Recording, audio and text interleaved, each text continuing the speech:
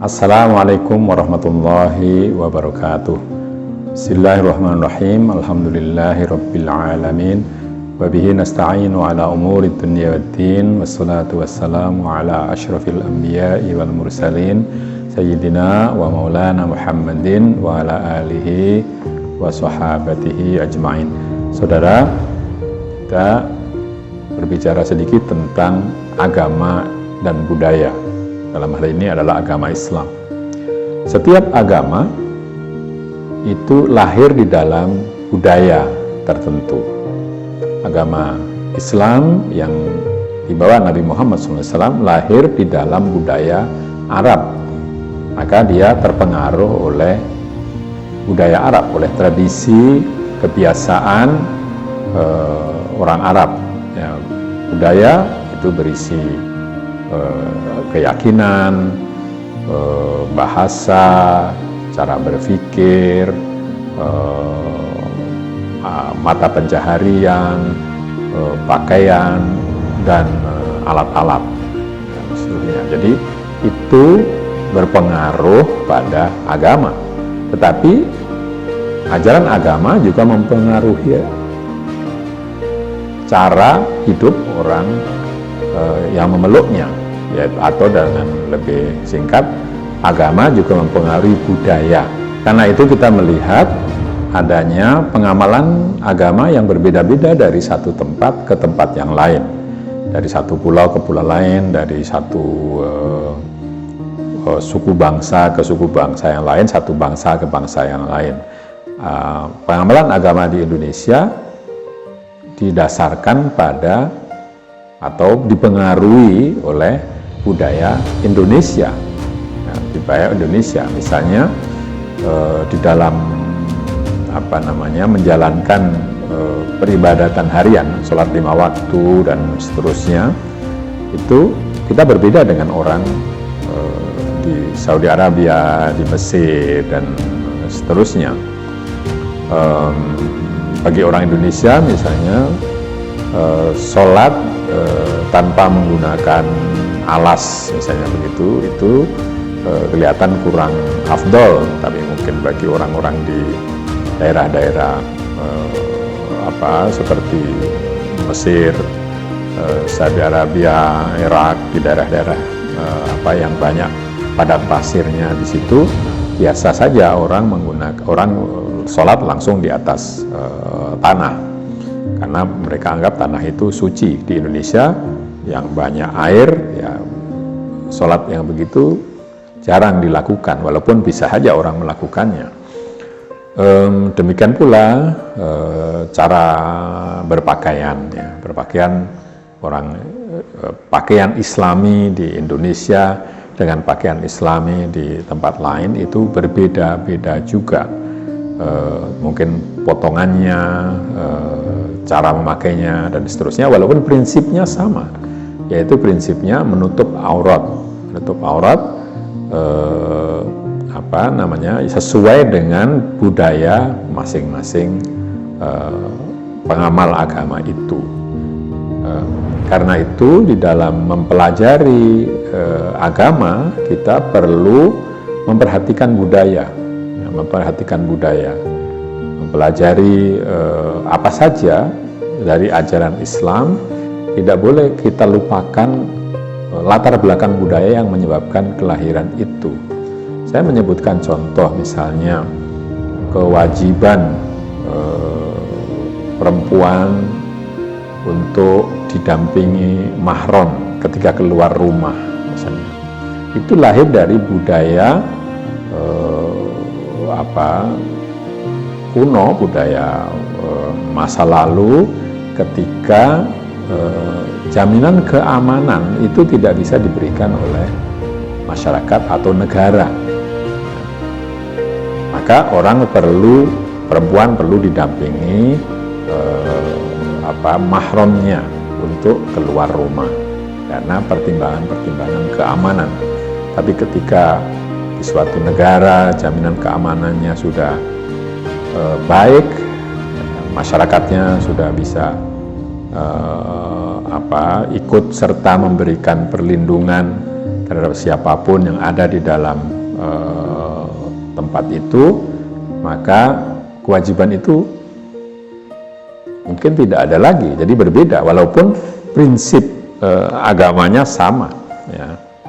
Agama Islam dengan demikian itu satu dalam prinsipnya, walaupun prinsipnya ini juga ada perbedaan-perbedaan ya, perbedaan-perbedaan, tapi prinsip-prinsip yang lebih prinsip lagi tidak ada perbedaan. Misalnya bahwa Tuhan Allah itu Maha Esa, yang disembah itu hanya Allah yang Maha Esa, bahwa orang perlu atau wajib berbuat baik dan menjauhi perbuatan-perbuatan yang tidak baik, itu sama di mana-mana.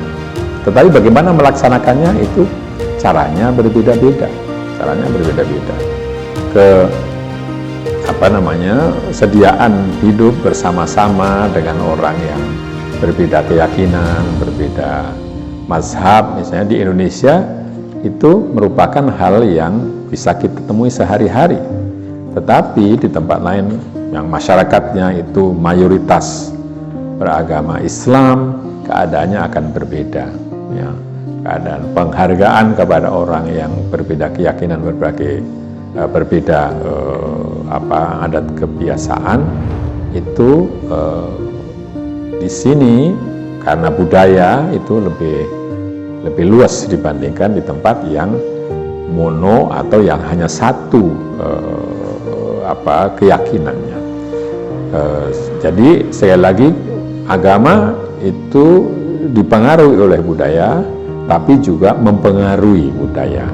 Karena itu pengaman agama bukan hanya berbeda dari satu tempat ke tempat yang lain, tapi juga berbeda dari satu zaman ke zaman yang lainnya lagi. Karena manusia itu selalu berkembang, masyarakatnya itu berkembang dari satu masa ke masa yang lain. Dengan mengatakan itu, maka kita mesti mengakui peran ya, budaya di dalam pengamalan agama itu. Saya melihat misalnya di Prancis, agama Islam bisa berkembang cukup pesat ya, itu karena budaya demokratis yang ada di sana, yang tidak mempermasalahkan orang untuk berkeyakinan atau beramal ibadah sesuai dengan agamanya. Kalau ada orang bertanya, tapi kenapa kalau banyak orang Islam yang mendapatkan kesulitan untuk membangun masjid? Nah, ini persoalan budaya yang sering kita tidak mengerti. Yakni bahwa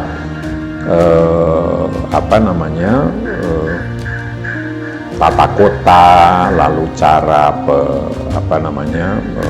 pemanggilan ya, penyampaian azan yang keras dan seterusnya, itu menjadi perhatian ya mereka.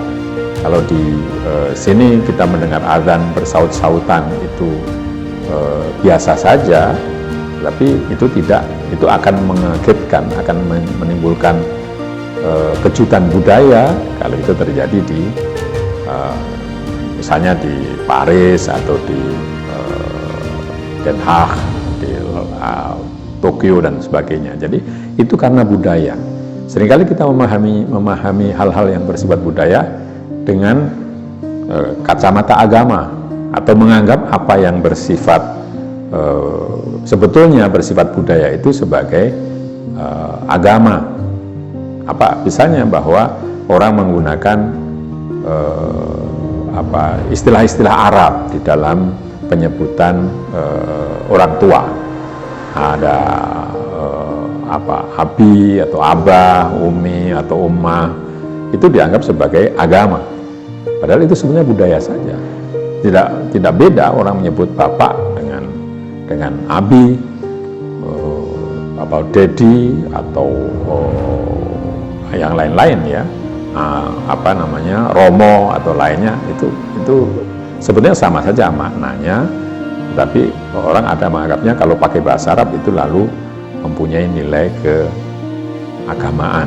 Sebetulnya tidak begitu, ya, tidak begitu. Jadi kalau kita bisa memahami bahwa dalam pengamalan agama kita menggunakan budaya, tapi dalam berbudaya kita juga bisa memasukkan nilai-nilai agama, maka sebenarnya persoalannya menjadi sederhana. Tidak perlu bersitegang di dalam masalah-masalah yang sebetulnya bukan masalah prinsip. Ya. Kita jalani agama dalam budaya masing-masing. Mana yang baik dari budaya kita pakai untuk mengekspresikan keimanan kita. Ya, ini tidak berarti bahwa ketika saya mengatakan bahwa agama diamalkan dalam budaya, tidak berarti kalau ada budaya yang bertentangan dengan ajaran agama lalu boleh diambil. Tentu tidak, ya. Diambil boleh, tapi dengan membuang hal-hal yang bertentangan dengan prinsip-prinsip agama, ya, dengan prinsip-prinsip agama. Misalnya pemujaan kepada roh, kepada arwah orang yang sudah meninggal, itu tidak boleh lagi. Tapi mengingat orang yang sudah meninggal, itu boleh. Ya, mendoakan, misalnya dengan mendoakan, dengan menyebut kebaikan-kebaikan orang yang sudah meninggal, tanpa memberikan pengkultusan kepada orang yang sudah meninggal, itu tidak perlu dilarang, karena itu adalah budaya yang bisa kita manfaatkan untuk pengamalan agama Islam. Adat-adat yang ada di dalam masyarakat kita itu banyak yang bisa kita isi dengan dengan agama. Itu banyak yang bisa kita isi dengan agama. Karena itu tidak perlu kita lalu bersikap menolak bahwa Islam adalah sesuatu yang baru, yang lama harus diganti dengan yang quote-unquote diambil dari khazanah Islam. Tidak mesti begitu. Sunan Kalijogo itu menggunakan pakaian Jawa, menggunakan sastra Jawa, menggunakan cara berkomunikasi Jawa di dalam menyebarkan agama Islam. Apa salahnya? Ternyata dengan cara seperti itu tidak terjadi kejutan yang berarti di dalam penerimaan orang Islam terhadap orang Jawa terhadap Islam. Demikian pula di banyak tempat yang lain. Wadah budaya itu diisi dengan nilai-nilai Islami. Orang tidak peduli atau orang tidak kaget begitu dengan adanya perubahan itu, tapi tahu-tahu sudah ada perubahannya. Saya kira itu, mudah-mudahan kita bisa mengambil manfaatnya. Kurang lebihnya saya minta maaf. Akhirul kalam, wassalamualaikum warahmatullahi wabarakatuh.